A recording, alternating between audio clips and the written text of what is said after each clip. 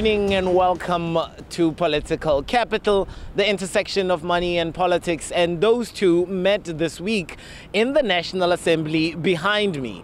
Malusi Gigaba, South Africa's finance minister, had to walk the toughest fiscal rope in nearly a decade as he tries to balance the sins of the past and aspirations of the future. It was, by any stretch of imagination, a very tough budget, and the jury is still out as to how the finance minister walked it.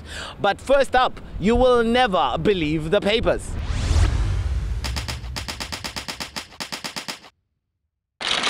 Budget 2018 enough to delay a Moody's downgrade. That's the hopeful headline of The Citizen in Johannesburg. A quote from an economist tells the other side of the story. However, we are concerned by the drastic shift in expenditure, which now leans more to consumption rather than capital expenditure. If maintained, the government could potentially be setting itself up for further downgrades down the line. Business stoic while Labour fumes, says the Daily Maverick. The 2018 budget may have been hard-hitting, but radical it was not. Amid escalating rhetoric about radical economic empowerment in recent years, the word radical featured just once in Finance Minister Malusi Gigaba's speech. Budget 2018, a speech to remember for all the wrong reasons. So says the Daily Dispatch in East London. The paper talked to a number of groups about their reaction. As much as half of the deficit is directly attributable to state capture looting, the South African Communist Party told the paper. Concerned about significant increase in state spending, including the cost of the executive, says the pressure group Outer. The budget will dampen economic growth, says the trade union Solidarity. The finance minister is not friendly to the poor, says Trade Union Federation COSATU. So what was in this budget? This is South Africa's budget in a nutshell. South Africa hopes to raise an extra 36 billion rand in taxes this year. It plans to cut back spending by 85 billion rand over the next 3 years. The big story this year is that VAT was raised for the first time since 1993, up to 15%. The top 4 income tax brackets will stay the same. Excise duty for motor vehicles will increase from 25% to 30%. Estate duty will now be 25% on estates worth more than 30 million rand. Luxury goods tax up from 7% to 9%. A big one is 57 billion rand towards free higher education over the next 3 years. 12.7 billion of this to help poorer students this year. Social grants for those who can't work go up 7%. 10 billion rand for drought and public infrastructure. And finally, a boost for entrepreneurs with 1.4 billion to support small business. In a nutshell, Finance Minister Malusi Gigaba admits there is still a 48.2 billion gap in the country's finance. He called it a tough but hopeful budget. What's important is we haven't had an increase in the tax rate. So our tax rate is now in the middle to higher part of global taxes. So you've seen the US recently cut their tax from 35 down to 20. And you've seen the UK over many, many years move towards a 17% tax rate. So we've got a corporate tax rate. So we've got competition globally from lower taxes. So long term, we're going to have to make our economy more competitive, create jobs. Let me just say, on the inequality question, the recipe for success in us dealing with inequality is 3 things: jobs, jobs, and jobs. We have to deal with how we're going to attract greater job creation, greater manufacturing, and actually peppered in the speech was various incentives, various ways in which he was dealing with that. I think that needs to really be seized upon by the social compact, government, business and labour, discussed, and really people need to get behind that, because that is the way in which we are going to succeed in the medium term in dealing with our inequality problem. What excites me is investment, long-term investment on higher education, free higher education for children from poor and working class households. That investment will change the face of South Africa long term and for last. Number 2, the fact that there is investment on basic education, further investment on health. Those are the basic needs for the poor and the working class. The fact that we have a 1% increase on VAT, and many say it's an attack on the poor, it is not, in the sense that basic food stuff, which are the basic issues needed by working class families, remain zero rated. I would say that the global winds are behind South Africa's back. We do the right basic reforms. We have the wind at our back. We could achieve higher than they are expecting. Remember, they have reconfigured their forecast for 2017. I hope that'll be the case in 12 months back time. They'll look back and they'll say they were too conservative, but I understand them being cautious. Malusi Gigaba's maiden budget had to have political consideration. It had to be reflective of the aspirations of the new ANC leadership. I spoke to Paul Mashatile, who is the Treasurer General of South Africa's ruling party. The way we do the budget, you have an NEC Lekgotla. The NEC Lekgotla pulled a lot of issues from conference, and then we had a government Lekgotla who then put this into governmental program. Then the president then does a State of the Nation address, put priorities. The Minister of Finance then finances the program. So budget is not necessarily an individual's initiative. It's a funding of a government program that comes from the ruling party or the governing party's program. Mr. Mashatile, essentially what we had over the course of the last few years was an investment strike. Investment strike by foreign investors who looked at South Africa's government with a bit more suspiciously, if one would say, because the standards of governance did not exactly match the kinds of monies that were being asked of investors out there. Have we turned the tide? And if we have, is Malusi Gigaba still the man to turn the tide? We have turned the tide, and you can see investor confidence. Old Mutual returning to Johannesburg from London, and generally as we move around, even in Davos, there was a lot of euphoria of guys, we are coming. And remember, for us, it's not about individuals really.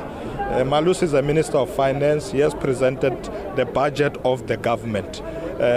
Investors are going to look at that. Is this government moving the right direction? Are they putting resources in terms of expenditure where they said they will? And generally we have higher education. One of our biggest priorities is now being funded. A lot of emphasis by the minister on supporting small businesses and township economy to make sure that we create employment at that level. So in a way, he has tried to spread resources in a way that fund the commitments as announced by the president. Mr. Mashatile, may I ask, South Africa has had a problem since the beginning of time, and that has been of income inequality. The gap has been widening and widening of late. Is this budget a distributive budget? Does it bring back to those that have less? This budget is a balancing act. You are in a hardship where you have challenges in terms of revenue. You have debt that has been increasing, which is destabilizing public finances. So you needed somewhere to get revenue. So you go through some taxation initiatives. Nobody likes tax increase, generally we know. But the opposite is that you go for debt, you go and borrow. And as you borrow and borrow, you spend more money financing the deficit. So at some point you have to bite the bullet and say to the nation, can we put a little bit more ourselves? So yes, some people might not say it's, some people are trying to say it's not redistributive, it's not pro-poor. But when you put 57 billion rand in your budget over 3 years, you are supporting poor people. Those are children from poor families. If you put money more for small businesses, township economy, you are supporting poor people. Since the financial crisis of 2008, South Africa has lagged the world and its emerging market peers in terms of the recovery of its economy as well as the growth rates. Two of the most important players, together with government in the growth story, is the voice of business and that of union. I spoke to Martin Kingston of Business Leadership South Africa, as well as Dennis George, Secretary General of FEDUSA. I don't think that anybody is going to give this administration the benefit of the doubt. The proof of the pudding is going to be in the eating. So restoring confidence in the prudence and responsibility of the tax authorities is something that will take time. President Ramaphosa made it clear that he's instituting the Commission of Inquiry that in fact the Minister of Finance asked for into SARS. But you're correct in saying that people are going to be very lethargic in coming to the party. They actually shouldn't be. We all need to step up to the plate now and see what we can do to turn the ship around. But it's not a question of waiting until somebody else moves first. We all need to do so collectively. It's estimated we lost R1 trillion of investments during the 9 years of the Zuma presidency.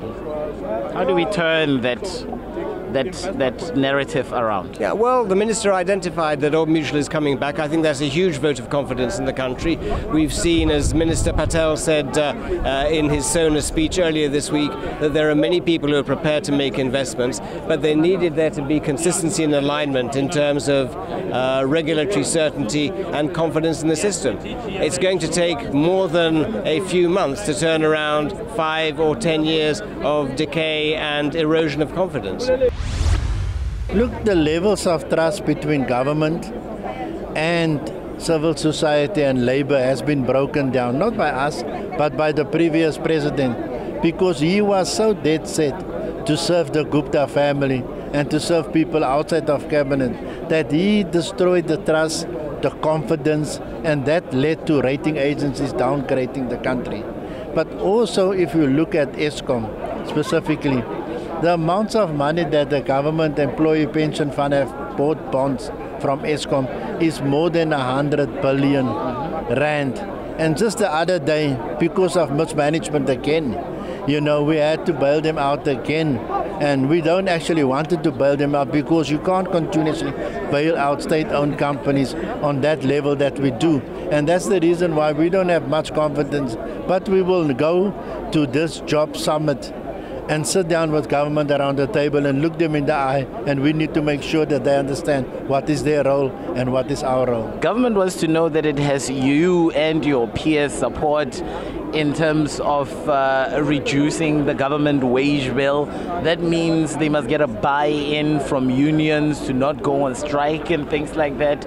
Does government have your buy-in in all of these efforts? No, look, government wants to reduce the wage bill. What we need to do is we must reduce the wage bill of the people at the top. Because if you look at what is the salary of a Director General in South Africa, and you look at what is the salary of a Director General working for a government department in China, then you will see our people are earning 100 times more than what they are earning. So what we're finding is that people at the top, your Director Generals, your Chief Deputy Director Generals, they are way overpaid. And then on top of that, they can't do the work.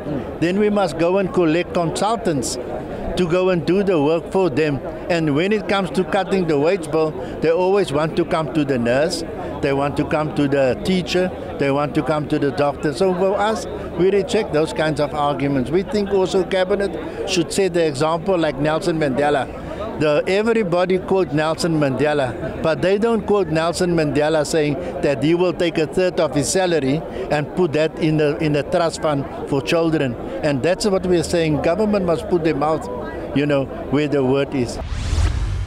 After the break, I speak to Malusi Gigaba's colleague, Deputy Minister of Finance.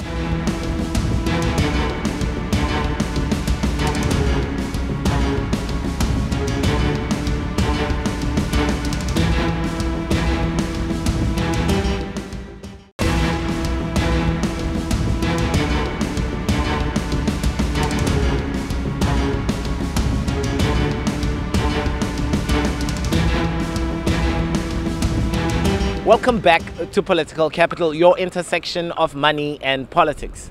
One of the things that ratings agencies were particularly looking for with regards to this year's budget was how Malusi Gigaba and his treasury team plans to address government's contingent liabilities. They have been on the rise since 2015 and they currently stand at a whopping 218 billion rands and rising. Look, we're dealing with a very difficult budget, but the rating agencies raised a number of issues. The contingent liability is one of them, but in that equation, for instance, they also spoke about the state of state-owned enterprises. They spoke about the policy uncertainty on a number of things. They also spoke about the political uncertainty when we first interacted with them. But more than anything else, what they were also very much worried about was the question of the sustainability of our fiscals, right? So the whole budget, if you listen to it, from the State of the Nation address to the budget, deals with all those, that package, right? For instance, when it comes to the state-owned enterprises, what is very critical is governance. What type of government? They raised that, no?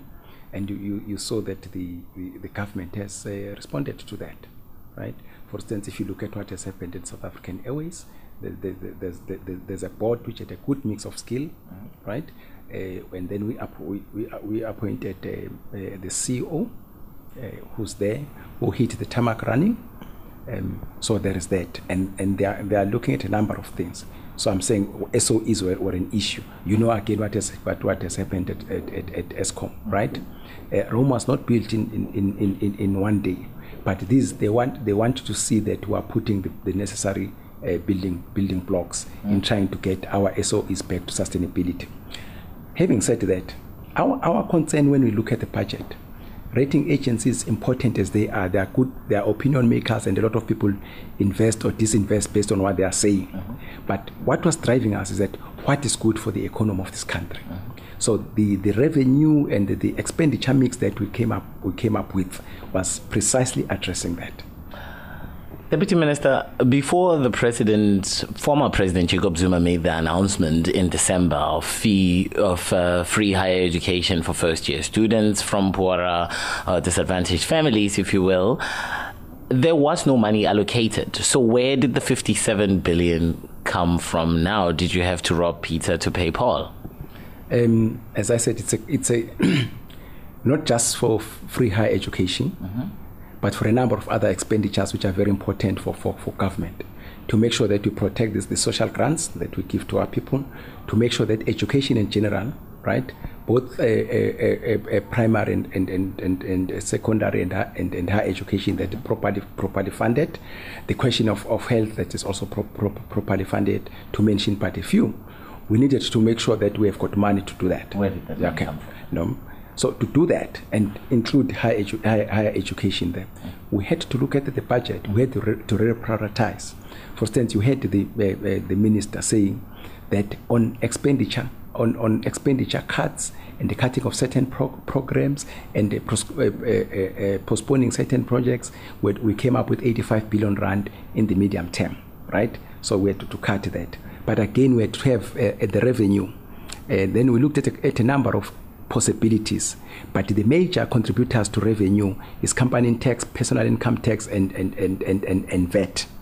But we looked at company income tax. We could see that we don't have room because we're already above when you compare us with our peers. Ne? We look at the personal income tax. We also saw that when you look at the personal income tax, we seem to have exhausted our move. We've been increasing personal income tax from 2010, 2011 until last year. So what did we look at? We had to look at the value-added tax. But again, when you look at VAT, we said, you know that when you talk to tax people, the first thing we talk about VAT, they'll tell you there's a regressive tax, meaning that it affects the poorest of the poor more than the rich. But when we looked at the research that has been done, we found that 30% of the highest earners contribute 80% to VAT earnings in this country. So if you like, the way we look at it, VAT is not as regressive as people would believe. also, we also looked at the question of the zero-rated goods, which are what the poorest of the poor consume, right? Again, so that basket, we are also protecting the poorest of the poor. But then, as I'm saying, that where did that money come from? It was readjustment of those things. The combination of expenditure cut and revenue that mainly we got from a number of other combination of other taxes. I'm keen to know who is the biggest loser. There's no single biggest loser. Let me tell you about the criteria that we're using, especially when it came to expenditure cuts. We looked at all our programs. By the way, this is a collaborative process. It's not only a national treasury process. It involves all the departments, involves provinces, it also involves local government. We looked at all our programs. The criteria, we said, let's look at this program. Who doesn't spend his money? He always gets an allocation, and this program doesn't get spent. We found that, right? So okay, let's take from there, right? We also said what projects we can postpone, right, without a major impact on economic growth. We looked at that, and we found those programs, right? So because the solution of our country lies in us getting inclusive growth going. So we also wanted to make sure that those projects and those programs which have got a bigger multiplier effect as far as economic growth is concerned are also protected. Deputy Minister, some say there was also little detail on how government is going to curtail the ballooning wage bill which it currently has. How are you planning on doing that, and have you engaged the unions who would be the forefront of that entire discourse? You would have heard the minister saying that we're in difficult times, and calling on labor, business, and us government to make sure that we appreciate that. I wouldn't like to preempt the negotiations. We are in the process of negotiations with the unions, but I think this call that let's all be sensitive of the economic conditions that we find. Let me tell you that we always look at this thing and say, what is the alternative if we didn't do these things? Let's say, for instance, you allow the debt to GDP to go haywire, right? You continue with your expenditures if nothing has happened. What happens next day? We are downgraded, and again hell breaks loose. That's what happens. You'll be spending more on your debt. You may even find it difficult to even raise debt in the bond market.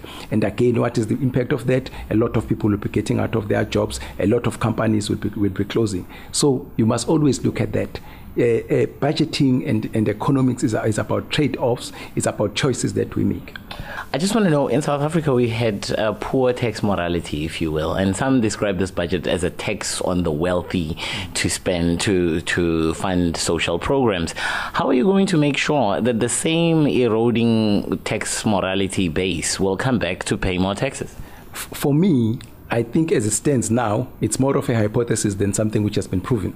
I think what has happened, that's why the president is saying he's going to set up an investigation to see exactly if there are any problems.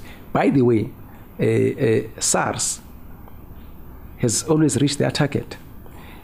Under the leadership of Commissioner Tomoyan, SARS has reached $1 trillion for the first time, 2 successive years reaching the $1 trillion mark. So tax morality, we don't know what's happening. The tax collection, amongst other things, which is science, nobody can deny that. It's a function of economic growth. If you revise your economic growth from 1.1 to 0.7, and then you expect that your taxes are going to remain constant, it's not science, right? And you see that the companies are closing down, people are being retrenched. So those things affect your tax collection. But since there is all this noise, I think the government has decided that, okay, let's see exactly what is happening. Deputy Minister, does this budget make you brave enough to stand in front of ratings agencies and say, we've addressed all your challenges? I can stand in front of anybody, including the rating agencies. That's why I'm standing in front of you and saying that given the conditions and all the challenges of our economy, we have done the best. This is the optimal position that we are in at the moment. South Africa's Finance Minister, Malusi Gigaba, has his work cut out. And what he delivered here will continue to be a source of debate for the next year.